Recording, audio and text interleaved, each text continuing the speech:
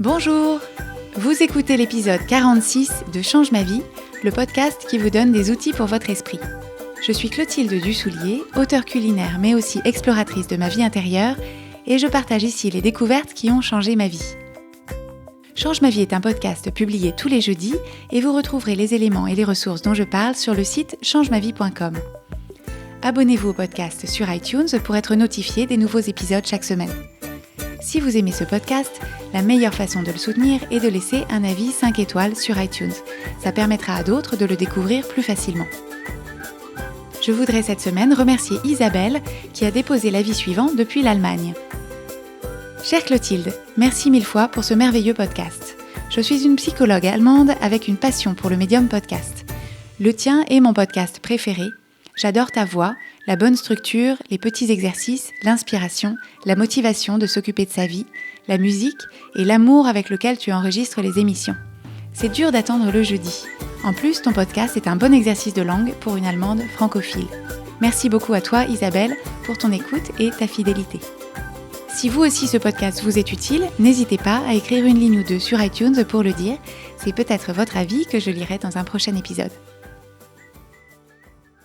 L'épisode d'aujourd'hui fait partie de la mini-série de Retour au fondement que j'ai démarré avec l'épisode précédent, l'épisode 45, et qui va consister à vous introduire ou à vous réintroduire les notions fondamentales de l'approche que je vous propose sur Change ma vie.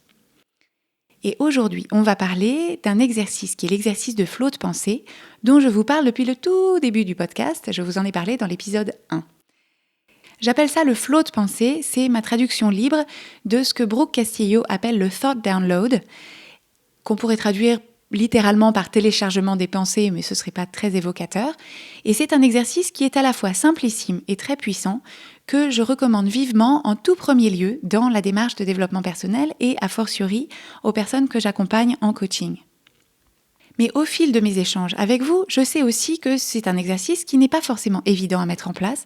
On peut avoir des questions et je voulais donc apporter quelques précisions et faire cet épisode de référence sur le sujet.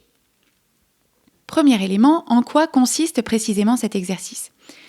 C'est un exercice qui se fait avec un crayon dans un cahier, on peut s'acheter un beau cahier de préférence, mais on peut aussi le faire sur son téléphone ou sur son ordinateur. Personnellement, j'ai plaisir à écrire avec un crayon sur un joli cahier, mais c'est vraiment à la préférence de chacun.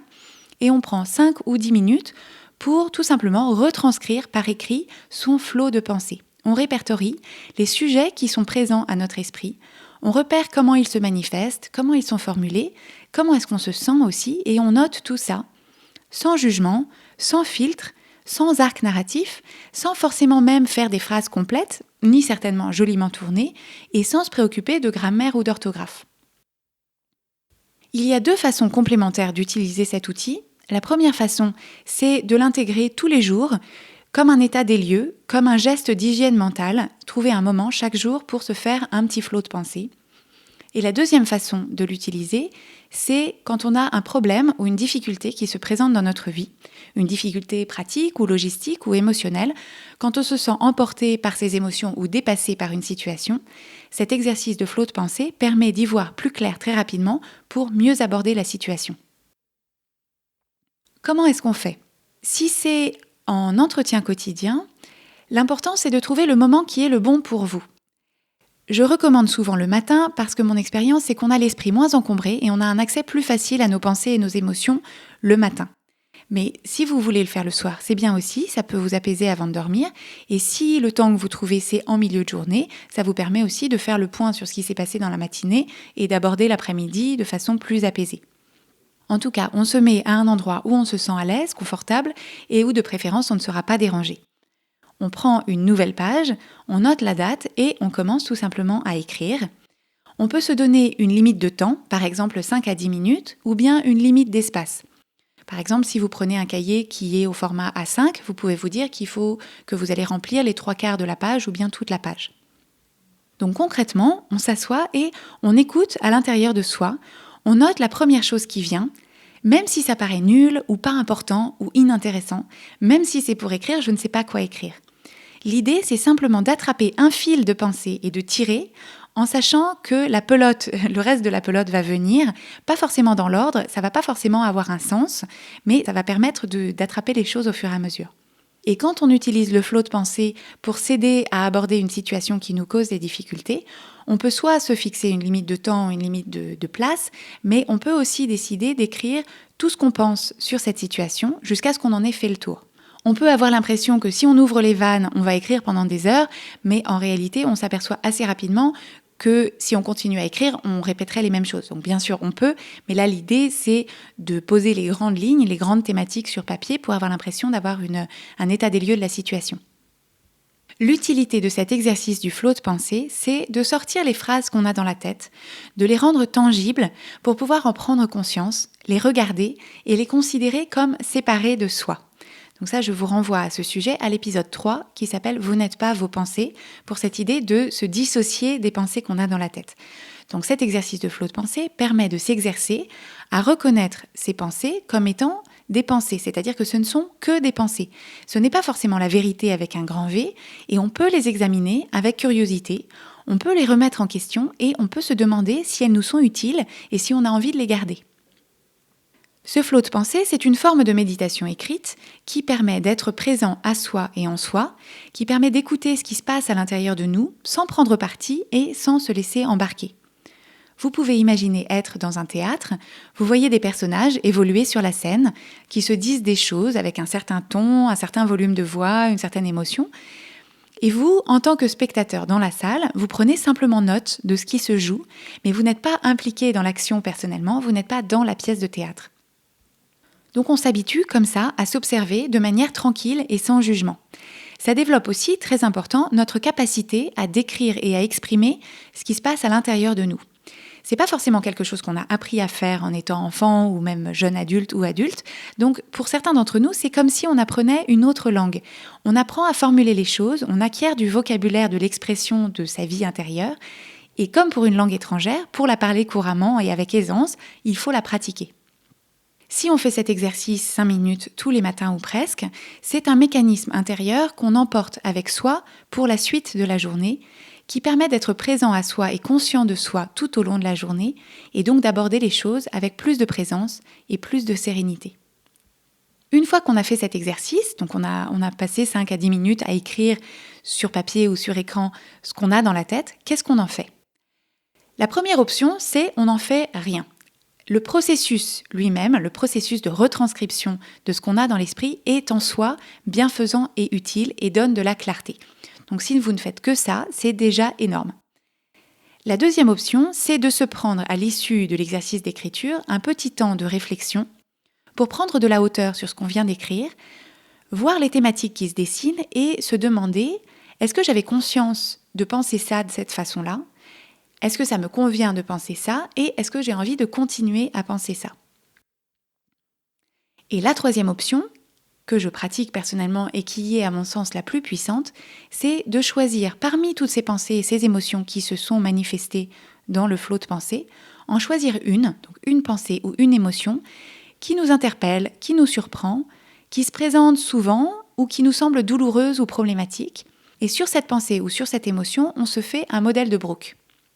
Le modèle de Brooke, c'est un outil dont je vous ai parlé dans les épisodes 4 et 10 de Change ma vie, qui est une sorte de grille d'analyse de la vie qu'a développé Brooke Castillo, qui est donc cette coach américaine, qui permet d'articuler clairement la relation qu'il y a entre nos circonstances de vie, donc les faits qui nous entourent, sur lesquels on n'a pas le contrôle, la pensée qui interprète ou qui juge ces circonstances, donc ça c'est la phrase qui se présente dans notre tête, l'émotion que ça génère en nous, l'action qu'on entreprend ou qu'on n'entreprend pas sur la base de cette émotion, et pour finir, le résultat que ça crée dans notre vie.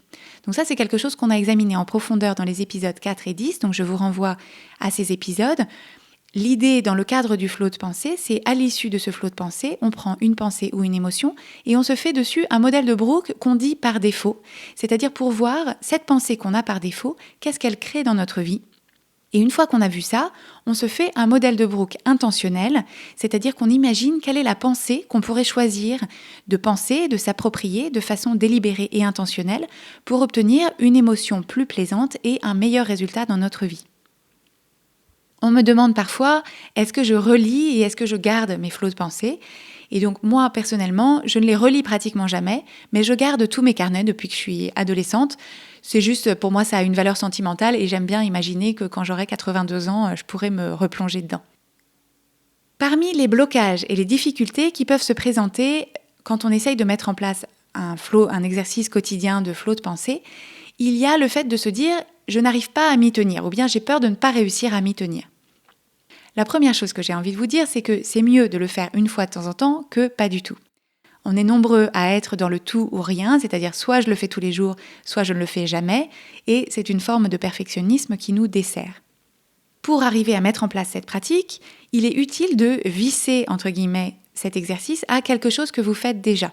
Donc vous liez la pratique du flow de pensée à quelque chose que vous faites déjà dans votre vie pour créer un automatisme.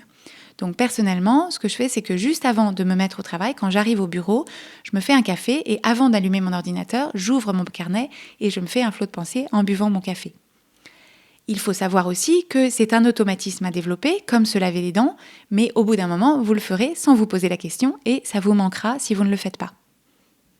Vous pouvez aussi vous dire « je n'ai pas 5 minutes dans ma journée à consacrer à ça ». Je comprends très bien, j'ai moi aussi une vie bien remplie, donc je comprends cette résistance. C'est intéressant de vous demander si ça vous va, dans l'organisation de vos journées, de ne pas pouvoir dégager 5 minutes pour être présent à vous-même. Ça n'est pas une question rhétorique, c'est une vraie question, c'est-à-dire est-ce que ça vous convient ou est-ce que vous avez envie de changer cette façon d'organiser votre temps ? Il faut savoir aussi que ces 5 ou 10 minutes que vous prenez le matin, ce sont 5 ou 10 minutes qui vont vous libérer un temps mental incroyable le reste de la journée. Parce que ces 5 ou 10 minutes vont désamorcer les ruminations et les inquiétudes sourdes qui occuperaient votre terrain mental autrement. Donc vraiment, quand on fait cet exercice le matin, on y voit plus clair le reste de la journée et ça dégage concrètement un temps incroyable. Je sais que c'est difficile à imaginer quand on n'en a pas encore fait l'expérience soi-même, mais je vous le garantis. On peut avoir comme blocage ou comme difficulté l'idée de se dire « je ne sais pas par quoi commencer ». Et donc, si c'est votre cas, vous pouvez utiliser quelques questions pour lancer la machine. Donc, vous pouvez choisir dans la liste que je vais vous lire une question qui vous interpelle et vous commencez par répondre à cette question et ça permet d'amorcer les choses. Donc, vous pouvez vous poser les questions suivantes. Qu'est-ce que je pense de la journée qui vient ? Qu'est-ce que je pense de la journée d'hier ? Qu'est-ce que je pense de la journée de demain ? Qu'est-ce qui est mon plus gros challenge, mon plus gros défi en ce moment ? Qu'est-ce que je veux vraiment ? Où est-ce que je veux en être dans un an ? Comment est-ce que je peux être plus moi ? Qu'est-ce qui me donne du souci aujourd'hui ? Qu'est-ce qui me fait peur aujourd'hui ? Et qu'est-ce qui m'enthousiasme aujourd'hui ? Vous pouvez avoir comme blocage cette idée que rien ne vous vient. C'est-à-dire qu'il y en a parmi vous qui me disent « j'ai l'impression d'avoir l'esprit encombré toute la journée et au moment où je m'assois pour écrire, on entend une mouche voler, il n'y a plus personne ». Donc si effectivement rien ne vous vient, même avec les questions que je viens de vous proposer, vous pouvez écrire précisément ça. Vous pouvez écrire que rien ne vous vient et vous passez les 5 minutes à vous demander ce que vous en pensez, que rien ne vous vienne, qu'est-ce que ça veut dire pour vous ? Pourquoi est-ce que vous avez l'impression que ça ne sert à rien, que vous vous y prenez mal, que vous n'y arrivez pas, etc. Déjà, en soi, c'est intéressant. Et puis, sachez que vous allez prendre l'habitude et cet accès va se fluidifier et l'exercice vous semblera de plus en plus facile et familier au fur et à mesure. Vous pouvez avoir l'impression, au contraire, qu'il vous faudrait bien plus que 5 minutes pour retranscrire tout ce que vous avez dans la tête. Donc, si vous avez cette peur d'ouvrir les vannes et de vous sentir submergé par tout ce qui sort de votre esprit, tranquillisez-vous en disant « je vais faire 5-10 minutes aujourd'hui et puis je ferai 5-10 minutes demain, etc. » L'idée n'est pas de tout écrire, c'est simplement d'écrire un peu. Sachez que donc, au fur et à mesure, les choses vont se clarifier dans votre esprit et qu'à force de retranscrire 5-10 minutes par jour, vous aurez moins cette impression de fouillis ou de foisonnement. C'est comme quand on range une maison très en désordre, ça paraît insurmontable au départ, mais si on s'y attelle coin par coin, pièce par pièce, on finit par y voir plus clair. Vous pouvez avoir comme objection ou comme difficulté l'impression que vous ne le faites pas comme il faut. Donc vous pouvez vous dire « oui, mais ça ressemble à un journal intime » ou bien « oui, mais ça ressemble à une to-do list ». Donc rappelez-vous qu'on a dit « pas de filtre, pas de jugement ». Si ça ressemble à une to-do list, c'est intéressant de vous apercevoir que votre esprit est peuplé des choses que vous devez faire. Et vous pouvez vous poser ensuite la question « comment est-ce que je me sens par rapport à ça ? Qu'est-ce que ça me fait de me dire que mon esprit n'est peuplé que de choses à faire plus ou moins pénibles et plus ou moins, que j'attends avec plus ou moins d'impatience. Et c'est aussi intéressant pour vous d'explorer ces pensées, cette idée que ça va pas parce que ça ressemble à un journal intime, ou ça va pas parce que ça ressemble à une to-do list, ou ça va pas parce que je pense que je le fais pas comme il faut. C'est une forme de résistance ou de perfectionnisme, cette idée que si je ne suis pas sûre de faire parfaitement bien et d'avoir 20 sur 20, je préfère ne rien faire du tout. Pour finir, je voudrais aborder une objection que j'avais moi-même, qui est la peur qu'on trouve votre carnet, qu'on trouve le fichier dans lequel vous avez fait vos flots de pensée. Donc c'était ma crainte personnellement, et j'ai posé la question à Brooke Castillo, qui m'a répondu. Elle m'a répondu en anglais, mais elle m'a répondu en substance. Et alors, qu'est-ce que ça fait si quelqu'un le trouve et le lit ? Donc elle n'a pas dit ça dans l'idée de nier mon interrogation ni mon inquiétude. Ça n'était pas une question sarcastique, c'était une question complètement premier degré pour m'inviter à explorer jusqu'au bout cette interrogation et cette inquiétude. C'est-à-dire, vraiment, sincèrement, si quelqu'un trouve mon carnet et le lit, qu'est-ce que ça fait exactement ? Donc, ma première réaction, et sans doute la vôtre, c'est de se dire « j'aurais honte, j'aurais l'impression d'être exposée, vulnérable, d'avoir tous mes secrets révélés au grand jour, et peut-être que quelqu'un sur qui j'ai écrit quelque chose pourrait lire ce qu'il concerne, que ça pourrait le heurter ou me mettre dans une situation délicate. » Et puis, l'idée a fait son chemin dans ma tête, et j'ai cultivé une sorte de tranquillité par rapport à ça, qui est très libératrice. Je me dis, si quelqu'un trouve ce carnet et le lit, mon état d'esprit serait de me dire et de lui dire « oui, je suis un être humain, avec des pensées de toutes sortes et de toute nature, parfois des pensées qui sont belles, qui sont puissantes et dont je suis fière, et parfois des pensées mesquines ou même hostiles, mais je choisis de regarder tout ça bien en face et de faire le tri dans l'intimité de ce carnet qui n'est pas fait pour être lu, pour être ensuite au monde la personne que j'ai envie d'être de façon délibérée. Et si la personne ne comprend pas, ça ne fait rien. Je n'ai pas besoin que tout le monde me comprenne si je me comprends moi. Et si la personne tombe sur quelque chose qui la concerne, on pourra en parler, tout simplement. Parce que l'un des bénéfices de cet exercice du flot de pensée, c'est justement de se détacher de ces pensées, de ne plus s'y identifier et donc de ne pas en ressentir autant de culpabilité si ce sont des pensées qu'on n'assume pas complètement. Ça devient beaucoup plus facile de dire, tu vois, effectivement, j'étais en colère ou déçue ou juste fatiguée ce jour-là. J'ai pensé ça de toi ou de notre relation, mais plutôt que de te le dire sur le coup de l'émotion, j'ai préféré l'écrire dans mon carnet. Ça m'a permis de réfléchir et aujourd'hui, puisqu'on a l'occasion d'en parler, je veux te dire que je pense ça. J'aimerais bien qu'on en reparle parce que j'ai envie qu'on trouve une façon différente d'interagir ou d'être ensemble, etc. C'est comme si on avait fait le travail d'apaisement entre soi et qu'il ne restait plus qu'une discussion simple et ouverte à avoir avec l'autre personne. Comme exercice d'application cette semaine, bien évidemment, je voudrais vous proposer, vous suggérer, vous recommander de vous donner comme challenge de faire un flot de pensée quotidien de 5 minutes pendant, disons, une semaine ou 10 jours. Essayez de vous y tenir, n'abandonnez pas si vous ratez un jour ou 2 ou même 3 et voyez ce que ça vous fait. Si vous ne deviez faire qu'une chose parmi tous les outils, toutes les pistes que je vous propose sur Change ma vie, choisissez s'il vous plaît celle-ci. Vous retrouverez les notes de cet épisode sur changemavie.com où vous pouvez aussi vous inscrire à la newsletter pour recevoir 3 exercices simples pour mieux explorer votre esprit. Si vous avez envie de plus de clarté dans votre cheminement, si vous avez envie de mieux vous approprier les outils dont on parle sur Change ma vie, d'avancer plus vite avec plus de confiance, sachez que je propose une formule d'accompagnement personnalisée. Je travaille avec un tout petit nombre de personnes parce que c'est un suivi vraiment sur mesure et si c'est quelque chose qui vous intéresse, je serai ravie d'en discuter avec vous. Rendez-vous donc sur la page changemavie.com/coaching pour en savoir plus et solliciter une première conversation de découverte.